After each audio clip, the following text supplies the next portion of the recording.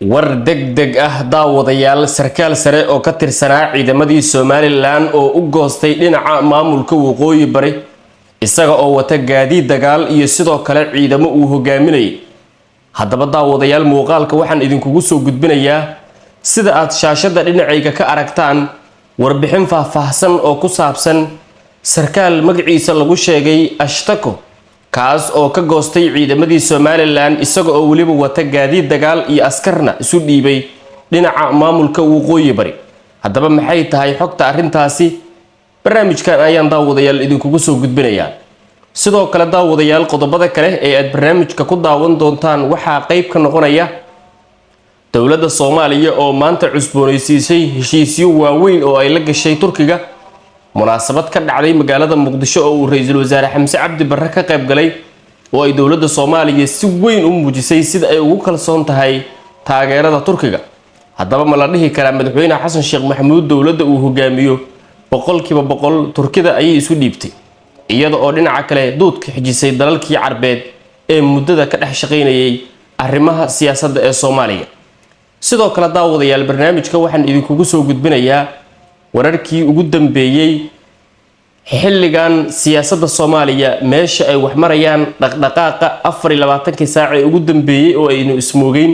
waxyaabihii update-ka ahaa ee soo kordhay ayaan daawadayaal barnaamijkan idinkugu soo gudbinayaa. akhyaarta qiimaha badan oo ku soo dhawaada daawadayaal wararkaasi oo faahfaahsan. sida barnaamijkaba daawadayaal hordhiciisa aad ku daawateen waxaa soo baxday warbixin sheegaysa in sarkaal sare oo ka tirsanaa ciidamadii Somaliland uu u goostay dhinaca maamulka waqooyi bari iyada oo ninkan u goostay dhinaca waqooyi bari lagu magacaabo Corneyl Cali Ashtako. waxaana la sheegay Corneyl Cali Ashtako iyo ciidamo uu watay oo ka goostay saldhig Somaliland ku leedahay degmada Yube ee gobolka Sanaag inuu hadda gaaray oo si weyn loogu soo dhaweeyay deegaanka Fiqi Fuliye. wasiirka arrimaha gudaha ee maamulka waqooyi bari saraakiil ka tirsan ciidamada daraawiishta ee waqooyi bari ayaa halkaasi ku soo dhaweeyay ninkan. haddaba waa kuma sidaynu wada ognahay dhawaanahan waxaa aad loo arkayay xildhibaano iyo saraakiil ciidan oo dhinaca waqooyi bari inta ka goosta Somaliland dhankeeda aadayay. haddaba Corneyl Cali Ashtako waxa uu noqonayaa ama Cali Ashkato waxa uu noqonayaa ninkii ugu horeeyay ama shakhsigii ugu horeeyay ee tan iyo markii ay bilaabatay dhinaca Somaliland in loo goosto iyo dhinaca waqooyi bari ninkii ugu horeeyay wuxuu noqonayaa Somaliland ka soo tagay ee markaa waqooyi bari isu dhiibay. ninkan haddaba maxaynu ka naqaanaa maxaa sakeenay la dhihi karaa in uu yacni xaggaas isu dhiibo. waxaa la sheegay in ninkan ay isku dhaceen sida wararku sheegayaan ciidamo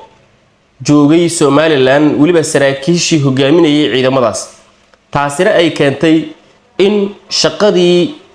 uu hayay uu ku qanci waayay isla markaana dareemay inuu jiro culays. kadib maxaa dhacay? sarkaalkan waxaa la sheegay inuu watay gaari uu qori saaran yahay iyo 10 askari oo qoryaha fudud ku hubaysan iyada oo sidoo kale la xaqiijiyay inuu hadda si toos ah waqooyi bari isaga dhiibay halkaasina lagu soo dhaweeyay. deegaanka dhexdiisa ayuu kaga dhawaaqay in isaga iyo ciidamadiisaba ay ku biireen ciidamada daraawiishta ee Somaliland wuxuuna sheegay in ciidankiisu ay u ruuqaansanayaan dhinaca Fiqi Fuliye oo hadda si weyn loogu soo dhaweeyay isla markaana ay ku soo dhaweeyeen wasiiro iyo sidoo kale xubno ka tirsan maamulka waqooyi bari. haddaba ninkan waxaynu ka naqaanaa maadaama yacni hadda la arkayo inuu noqonayo qofkii ugu horeeyay. ninkan waxaa la sheegay inuu ka soo jeedo beel ahaan beesha Warsangeli gaar ahaan Nuux Cumar wuxuuna ka sii yahay leeyri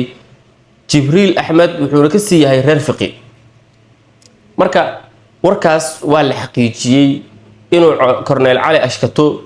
uu ku biiray ciidamada maamulka waqooyi bari. ilaa haddana ma cadda sababaha ugu waaweyn marka laga soo tago culaysyo la sheegay in dhinaca furimaha dagaalka ay ku haysteen iyo in uu ku dareemayay saraakiishii sida aynu ka soo xiganayno dadka deegaanka saraakiishii la shaqeynayay isaga ama kuwii ka sareeyay ha noqdaan ama kuwii furimaha la joogay ee deegaanka kala shaqeynayay ha noqdaan in uu yacni dareensanaa in dadka deegaanka uusan ahayn oo uu maadaama uu beesha warsangeli ka soo jeeday sidaas ayaa waxaa leeyahay ku kaliftay inuu dhinacan kala aado. wixii warar ee daawadayaal ku soo kordha korneelkaas barnaamijyadeena iyo wararkeena kale ee soo socda ayaan idinkula wadaagi doonaa. dhinaca kale akhyaarta qiimaha badan haddii aynu eegno maanta magaalada muqdisho waxaa ka dhacay kulan aad u weyn munaasabad heerkeedu sarreysay oo uu ka qayb galay ra-iisul wasaare xamse cabdi barre xubnihiisa golaha wasiirada xildhibaano gudoomiyaha golaha shacabka iyo sidoo kale madaxda Soomaalida intooda ugu badan. sidoo kale munaasabada waxaa ka qayb galay safiirka Turkiga ee Soomaaliya iyo madaxda ka socotay Turkiga saraakiisha ciidanka ee Turkiga. munaasabadan ayaana waxay ahayd in uu Turkiga iyo Soomaaliya heshiiskoodii iyo sidoo kale saaxiibtinimadoodii oo 15 sano jirsatay dib loo cusboonaysiiyo. ra-iisul wasaare xamse cabdi barre iyo xubnihii kale ee goobta ka hadlay ayaa si weyn ugu dheeraaday taageerada Turkiga uu Soomaaliya siiyo iyo inuu Turkiga Soomaaliya si hagar la'aan ah u caawiyay dhismaha dowladnimada Soomaaliyana uu wax badan ka qaatay. wasiiro uu ka mid yahay wasiirka arrimaha dibadda ee Soomaaliya ayaana goobta ka sheegay in Turkiga iyadoo oo dalalkii kale ee caalamku ku dhiiran waayeen Soomaaliya iyadoo dunidii Soomaaliya ka jeesatay in uu Turkiga madaxweynahoodii ugu sareeyay uu Soomaaliya yimid isla markaana taageerada dadka shacabka ah ee Soomaaliyeed uu qayb weyn ka qaatay. haddaba ra-iisul wasaare xamse cabdi barre khudbadii uu jeediyay iyo dhammaan khudbadihii kale ee goobta laga jeediyay ayaynu barnaamijka ku soo gabagabeynaynaa daawadayaal ee daawasho wanaagsan. waxaa farxad weyn ah in aan kala soo qayb galo munaasabadan muhiimka ah ee lagu xusayo 15 sano oo xiriir iskaashi oo wax ku ool ah u dhaxeeyay Soomaaliya iyo wadanka aan walaalaha nahay ee Turkiga. 15 sano ka hor Soomaaliya waxay ku jirtay mid ka mid ah xilliyadii ugu adkaa taariikhdeeda dhow. 19 August 2011 ra-iisul wasaarihii xilligaas ee dalka Turkiga madaxweyne Recep Tayyip Erdogan ayaa yimid Muqdisho xilli ay Soomaaliya waajahaysay xaalad bani aadamnimo oo baan oo ay sababeen abaaro macluul iyo amni darro. wuxuu yimid xilli dunida inteeda badan ay naga sii jeesteen oo naga quusteen. booqashadaasi waxay siday fariimo cadcad oo ay ugu horeyso in Soomaaliya aan la iloobi karin iyo in shacabka Soomaaliyeed aysan keligood ahayn iyo in saaxiibtinimada dhabta ah ay soo ifbaxdo oo keliya xilliyada adag. booqashadaasi waxay furtay bog cusub oo ku saabsan xiriirka casriga ah ee labada dal Soomaaliya iyo Turkiga. tan iyo xilligaas iskaashigeenu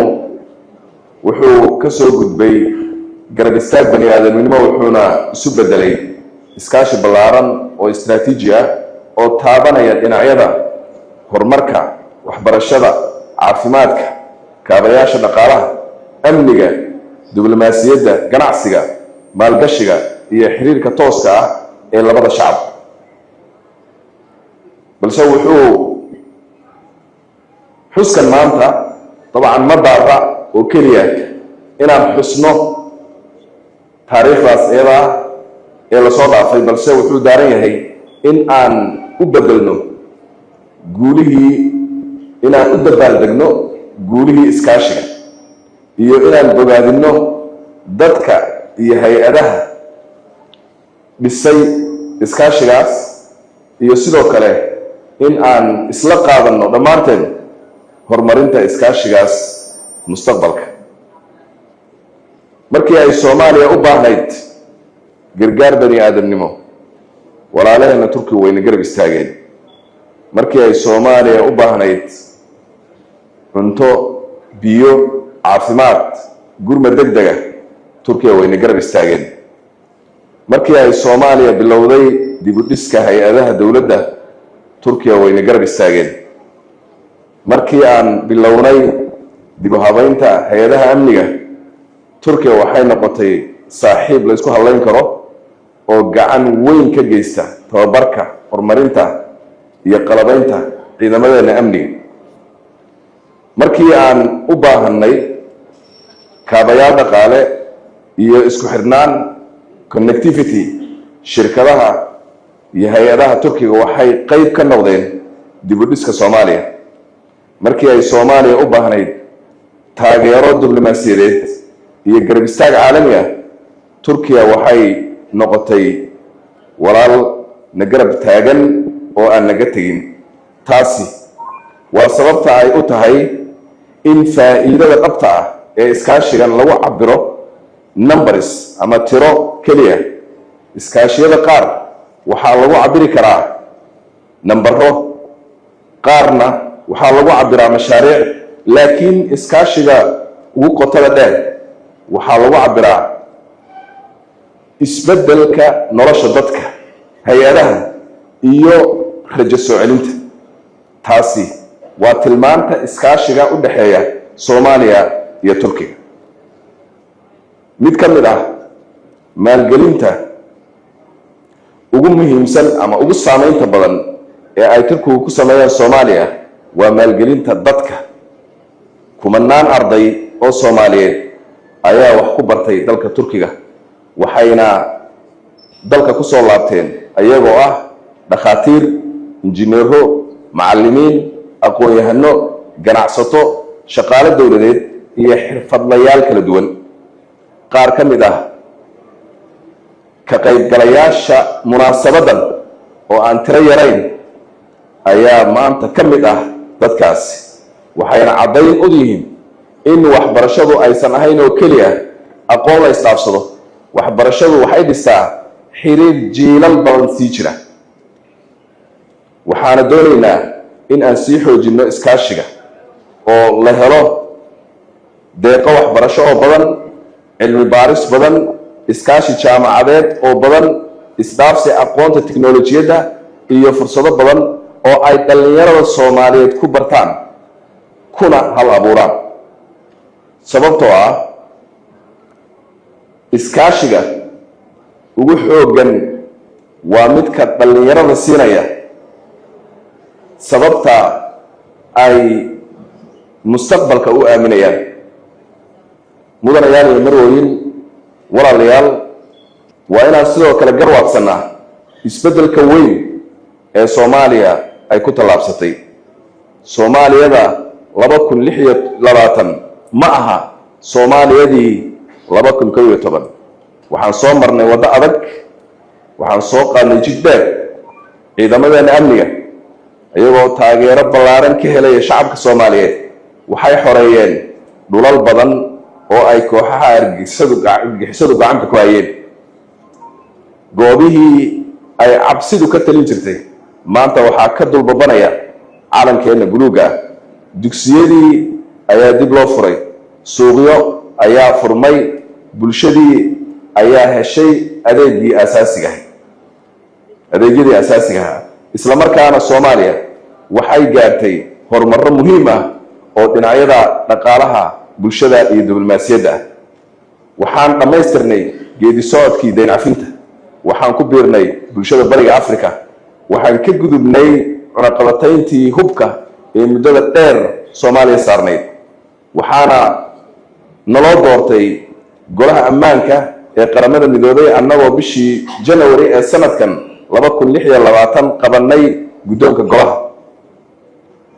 guulahan ma aha dhacdooyin lama filaan ah waxay astaan u yihiin dal dib u soo ceshanaya kalsoonidiisa sumcadiisa iyo kaalinta uu ku dhex lahaa dunida inteeda kale hammigeenu mustaqbalka wuu weyn yahay kuma qanacsanin in aan ka soo kabanayno oo keliya dhibaatooyinkii hore taasi waa sababta aan u dejinnay qorshaha isbeddelka qaranka ee 2025-2029 oo ah tallaabadii ugu horreysay ee 5 sano oo loo qaaday dhinaca visionka ama aragtida weyn ee Soomaaliyeed ee 2060 jihadu way noo caddahay ujeeddadeennu waa in aan helnaa Soomaaliya oo ammaan ah mid ah isla markaana barwaaqo ah Soomaaliya leh hay'ado adag dhaqaale wax soo saar oo wax ku ool ah dad aqoon leh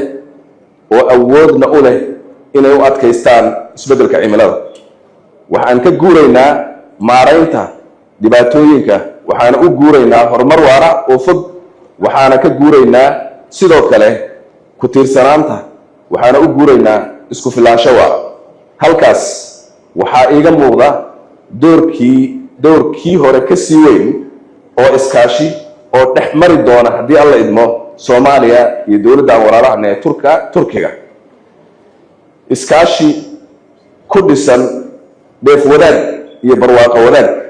cutubka xiga ee xiriirkeenna waa inuu ku salaysnaadaa sidaas aan sheegnay barwaaqo wadaag iyo dheef wadaag waxaan doonaynaa ganacsi badan oo dhex mara Soomaaliya iyo Turkiga maalgashi badan oo Turkigu ku sameeyo Soomaaliya waxaa soo saarka Soomaaliyeed oo si xooggan u gala suuqyada Turkiga iskaashi badan oo dhex mara ganacsatada labada dal waxaan doonaynaa iskaashi dheeraad ah oo la xiriira tamarta kalluumaysiga dekedaha beeraha wax soo saarka iyo dhaqaalaha badda Soomaaliya waxay leedahay fursado aad u badan waxaan ku naalaa goob juqraafi ahaan aad istiraatiiji u ah waxaan leenahay mid ka mid ah xeebaha ugu dheer Afrika waxaan leenahay bulsho dhalinyaro ah waxaan leenahay xoolo kalluun awood beeraha iyo fursado waaweyn oo dhinacyada tamarta iyo koronto cusboonaysiinta ama renewable energy iyo kaabayaasha dhaqaalaha waajibkeenu waa in aan fursadahaas u bedelno wax soo saar shaqo abuur iyo barwaaqo Turkiga waxay leeyihiin khibrad tiknoolajiyad raasumaal ganacsi gaar loo leeyahay oo firfircoon Soomaaliyana waxay leedahay fursado khayraad iyo goob istiraatiiji ah iskaashigan taariikhiga ahi wuxuu awood u leeyahay in uu u diga rogto iskaashi dhaliya barwaaqo labada dal u dhaxeeyo barwaaqo wadaag ah maanta waxaan u dabaaldegaynaa 15 sano laakiin ma doonayno in aan maanta u adeegsano oo kaliya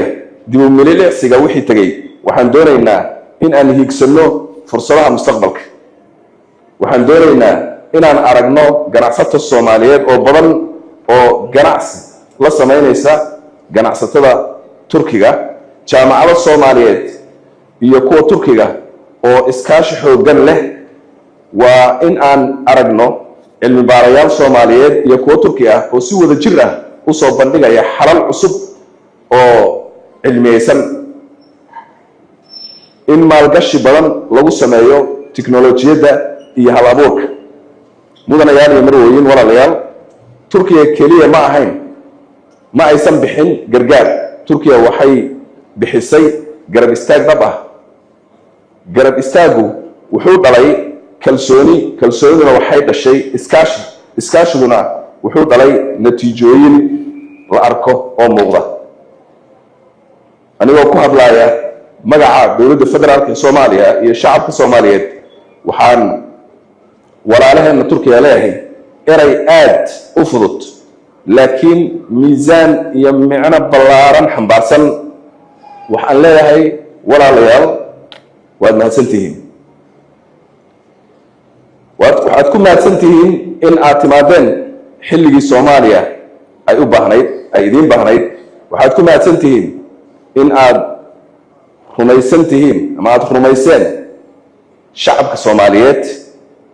waxaad ku mahadsantihiin maalgelinta aad ku samayseen ubadka Soomaaliyeed waxaad ku mahadsantihiin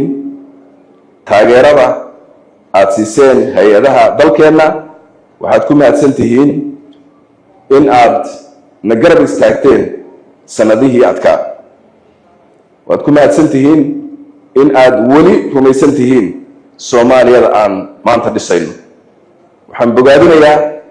wasaaradda arrimaha dibadda iyo iskaashiga caalamiga iyo dhammaan intii soo qaban qaadisay munaasabadan muhiimka ilaahay ha ka yeelo mid waara oo mid waarta saaxiibtinimada Soomaaliya iyo Turkiga ilaahay ha barakeeyo iskaashiga labadeena dal iyo labadeena dad ha noolaato jamhuuriyadda federaalka ee Soomaaliya ha jirto ha noolaato jamhuuriyadda Turkiga ha noolaato hana waarto saaxiibtinimada